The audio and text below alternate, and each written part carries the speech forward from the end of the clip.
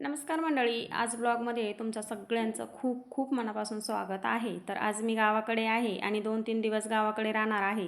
तर मी छान असा ब्लॉग तुमच्यासोबत शेअर करणार आहे. दिवसभराच्या संपूर्ण काही गोष्टी किंवा काय काय बनवलं, काय काय बनवणार आहे, त्या सगळ्या गोष्टी मी आज तुमच्यासोबत शेअर करणार आहे. व्हिडिओ पूर्ण बघा. आणि 2-3 दिवस सुट्टी आहेत, त्याच्यामुळे आम्ही गावी आलो आहे. तर गावी आता आम्ही 2-3 दिवस थांबणार आहोत, कारण की सुट्टी आहे 3 दिवस सलग.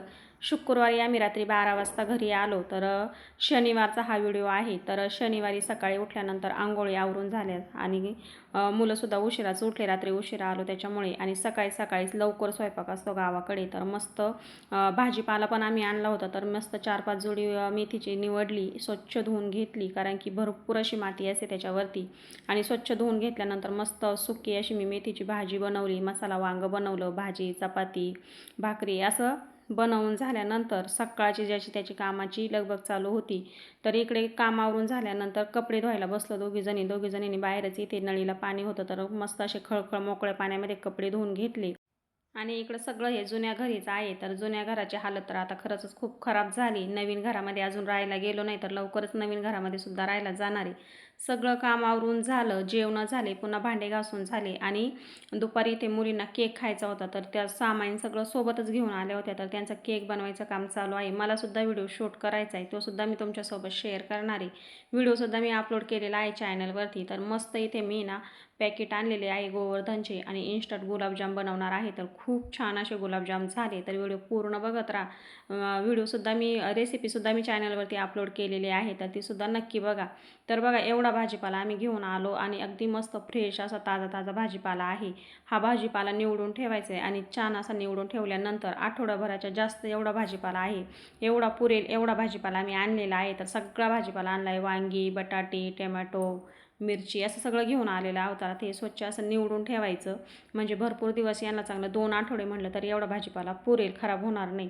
आता इथे ना मी रेसिपी बनवायला सुरुवात केली. तर बघा, मी सोबतच रिंग लाईट घेऊन आले होते, स्टँड घेऊन आले होते आणि ना 3 पॅकेट आणले. तर 2 पॅकेटचेच इथे मी गुलाबजाम बनवले. गोवर्धनचे इथे पॅकेट आणलेले आहेत आणि खूप छान असे गुलाबजाम तयार झाले. तर दूध घरचं आहे. दूध घरी निघतं, पण काय झालं आहे सकाळपासून आहे ना, एक 4-5 वेळेस चहा झाला, त्याच्यामुळे दूध थोडंच राहिलं होतं. तर अर्धा लिटरचं ना पॅकेट आणलं दुधाचं. मग ते दूध गरम करण्यासाठी ठेवलं, गरम करून घेतलं आणि नंतर चांगलं कोमट करून घेतल्यानंतर इथे मी ना बघा, हे आता मळायला घेतलेलं आहे. याच्यामध्ये थोडं थोडं करत दूध घालून घेतलं आणि छान असं मळून घेतलं. तर 1 कप दूध लागलं मला इथे. बाकी शिल्लक राहिलं तर ते पुन्हा एकदा चहासाठी वापरून टाकलं. तर बघा, आता याच्यामध्ये ना मी असं 1 कप दूध घालून घेतलं, छान असं एकजीव करून घेतलं. मळून नाही घेतलं, फक्त एकजीव करून घेतलं. चांगला ओलसरपणा आलेला आहे.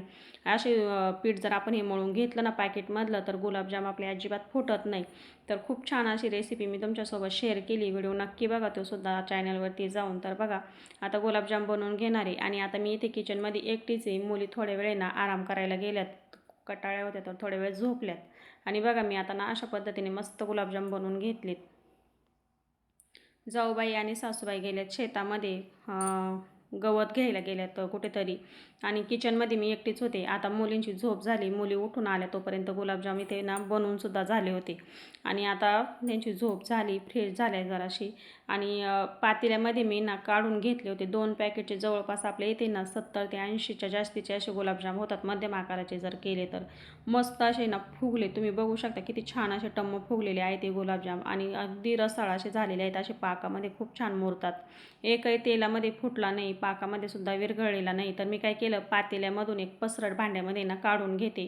म्हणजे काय होतं, लेकरंसुद्धा असे चमच्याने घ्यायला जातात ना, तर मग ते फुटतूट होऊ नये म्हणून मी काय केलं, दुसऱ्या भांड्यामध्ये काढून घेतले. असं केलं ना तर फुटणार नाही अजिबात आणि त्यांनासुद्धा व्यवस्थित असं घेता येईल, त्याच्यासाठी दुसऱ्या भांड्यामध्ये काढून घेतले. तर मस्त 2 पॅकेटचे भरपूर असे गुलाबजाम झाले. गुलाबजाम बनून झाले आणि जवळपास इथे ना 4 ते 4:30 वाजले होते. तर भुईमुगाच्या शेंगा घरच्याच आहे. तर बसलो होतो थोड्या वेळ फोडत. तर शेंगदाणे इथे ना एक बरणीभर असे 2 वेळेस पुरतील एवढे शेंगदाणे फोडून घेतले.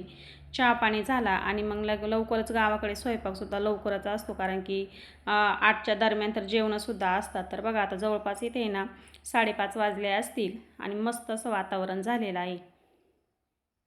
बघा किती आजूबाजूला असं छान वातावरण आहे. तर थोड्या वेळ बाहेर बसलो, तोंड हातपाय धुवून झाल्यानंतर, फ्रेश झाल्यानंतर थोड्या वेळ बाहेर बसलो. खूप छान असं बाहेर वातावरण होतं. तर इकडे बंगल्याकडे आले होते थोड्या वेळ बसण्यासाठी, तर थोड्या वेळ बाहेर बसले आणि लवकरच पुन्हा एकदा स्वयंपाकाला सुरुवात केली. तर बघा किती छान असं वातावरण आहे, साईडने किती छान असं हिरवळ दिसते. आणि आता जवळपास 5:30 वाजलेले असतील माझ्या मते. आणि इकडे पाठीमागं आता कोणीच नाही, कारण की कृष्णा ते गेलेले आहेत गाडीचं काम करण्यासाठी. कारण की ना आपण नवीन कॅरी घेतली, तर एक 4-5 महिने झाले मी व्हिडिओ अपलोडसुद्धा केला होता चॅनलवरती. तर लाईटिंग करायची होती, त्याच्यामुळे ना ते दोघंजणं गेले आहेत लाईटिंगचं काम करण्यासाठी. आता मुलीसुद्धा पुढेच बसलेल्या आहेत, टी व्ही बघतायत वाटतं. आणि 5:30 वाजलेले आहेत, चहा पाणी सगळं आता आवरलेलं आहे. आणि बघा इथे जवळपास 6 वाजले असतील. 6 वाजता लगेच स्वयंपाकाला सुरुवात केली, कारण की मी म्हटल्याप्रमाणे लवकरच 8च्या दरम्यान जेवण असतात त्याच्यामुळे. आणि आज संध्याकाळच्या ह्यांना भाजी बनवली होती भेंडीची, तर मस्त मोकळी सुटसुटीत अशी भेंडी बनवली. सोबत डाळ भात बनवणार आहे. आणि 7 वाजले होते आणि मुलींना खायची होती मटकी भेळ. तर तिच्या पप्पांनी मटकी भेळ आणली आणि अशी मोठं भांडं घेतलं, त्याच्यामध्ये सोडली. सगळेजण बसले होते, सगळ्यांना मी मटकी भेळांना वाटून दिली. सगळ्यांनी अगोदर मटकी भेळ खाऊन घेतली आणि नंतर मग बाकीचा राहिलेला स्वयंपाक पूर्ण केला. अजून डाळ भात बनवायचा शिल्लक आहे. फक्त भेंडीची भाजी बनवून झाली होती आणि तेवढ्यामध्ये मटकी भेळीचं निघलं मध्येच, म्हणून ही मटकी भेळ आता इथे सगळ्यांना वाटून देणार आहे. तर भरपूर अशी मटकी होती, याच्यामध्ये मी मिक्स करून घेतली. कांदा, मटकी, हिरवी मिरची, लिंबू सगळं एकत्र करून घेतलं. सगळ्यांना मटकी भेळ दिली. सगळ्यांची मटकी भेळ खाऊन झाली आणि मग नंतर मी बाकीचा राहिलेला स्वयंपाक पूर्ण केला. आणि इकडे ना टी व्ही जोडण्यासाठी संगमनेरवरून माणसं आलेले आहेत. तर आम्ही येतानीच आहे ना 2 टी व्ही घेऊन आलो होतो. पुण्यावरून आम्ही 2 टी व्ही आणले. तर दोन्ही घरामध्ये 2 टी व्ही लावायचे आहे. तर संगमनेरच्या तिकडून कॉल केला संगमनेरला, तर ते कॉलवरती हे 2 माणसं आली संगमनेरवरनं आणि त्यांनी टी व्ही आपल्याला इथे जोडून दिली. आता टी व्ही जोडल्यानंतर मुलांचं इथं लगेचच सुरुवातीला गाणे जोडून नाचकाम चालू आहे. आणि बारका शिव तर भरपूरच उड्या मारत होता. आणि साईलासुद्धा सुट्टी 2-3 दिवस, तर साईचीसुद्धा दिवसभर भरपूर अशी मस्ती चालू होती. मुलांचा जरा वेळ झाला नाचून कुदून झाल्यानंतर, भरपूर मोठा आवाज करून गाणी ऐकून सगळं करून झाल्यानंतर मग जेवण करायला आम्ही ना इथे बाहेरच अंगणामध्ये आणलं. कृष्णा आणि शिंदे काकासुद्धा गाडी घेऊन आले, लाईटीचं काम करायला गेले होते. तर संपूर्ण दिवस त्यांचा तिकडंच गेला. आणि आता इथे रात्रीचे ना 10 वाजले होते. स्वयंपाक तर 8 वाजताच झाला होता, पण 10 वाजले, कारण की ते पण आले नव्हते आणि टी व्ही जोडायला माणसं आले, त्याच्यामुळे जेवण करायला उशीरच झाला होता. आत्तापर्यंत कोणी जेवलं नव्हतं, सगळे इकडेच बसले होते. आता इथे अंगणामध्ये आणलं आणि सगळे एकसोबतच इथे जेवण करायला बसलो. दुपारी बनवलेले गुलाबजाम, डाळ भात, परत भेंडीची भाजी होती. आणि ना सासूबाईंनी एक मूठभर पात आणली होती, कांद्याची पात आणली होती. ज्यावेळेस त्या गवत घ्यायला गेल्या त्यावेळेस त्याचं मी पात पिठलं केलं ते. तर सगळेजण इथे एक सोबत जेवण करायला बसलो अंगणामध्ये. सगळ्या बाजूनी मस्त असं उजेड, एकदम भारी वाटलं. सगळे एक सोबत असे अंगणामध्ये जेवण करायला बसले. तर जेवण झाल्यानंतर ना आता इथे बाहेरच पाणी, नळाला पाणी आहे, तर इथेच आम्ही भांडेसुद्धा इथे घासून घेणार आहे. आणि भरपूर असं मुलांची मस्ती चालली होती बाबासोबत, आजीसोबत. तर लवकरच आता आपल्याला घराची पूजा करायची, त्याच्याविषयीची ते चर्चा चालली होती. आणि खूप एकमेकाला चिडी लावत होते, खूप चेष्टा मस्करी चालू होती. असं करत आहे ना जवळपास इथे चांगले 10:30 वाजले होते. तर भरपूर मुलांची मस्ती चालली, त्यांना काही लवकर झोप येत नव्हती. मग आम्ही काय केलं, भांडे सगळे जमा केले आणि इथेच आहे ना नळाखाली घेतलेत. बघा इथे पाणी पण आहे, इथेच भांडे घासून घेतले. तशी रोजची भांडे काय ते मागं घासायला आणत नाही. अंगणामध्ये जर इथे बाहेर जेवण झालं तरच इथे भांडे घासायला आणतात, नाही तर मग पुढे पण पाणी आहे, हौद बांधलेला आहे, पुढं तिथंच भांडे घासत असतात. तर आता जेवण झाले, भांडे झाल्यानंतर पुन्हा मुलांची ना चांगली अर्धा ते 1 तास मस्ती चालली होती, कारण की टी व्हीला पुन्हा एकदा मोठ्या आवाजात गाणी लावली आणि यांचा खूप धिंगाणा चालला होता.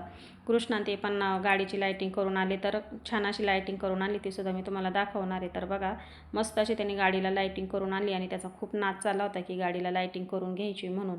तर ते खूप दिवसाचं त्याचं चाललं होतं. तर गावी आलो आणि घारगावला लाईटीचं काम करून घेतलं, कारण की कालच आम्हाला करून घ्यायचं होतं, पण काल उशीर झाला, त्याच्यामुळे काही जास्त वेळ भेटला नाही. मग डायरेक्ट घरी आलो आणि मग दुसऱ्या दिवशी सकाळी आंघोळ वगैरे करून ते जवळपास 9-9:30 वाजता गेले होते. संपूर्ण दिवस त्यांचा तिकडंच गेला. आणि आता गाडी बघा तो एक साईडला लावतोय, तर त्याला गाडी पण चालवता येते. आणि साईडने तुम्ही बघू शकता छान अशी त्यांनी लाईटिंगसुद्धा करून आणली.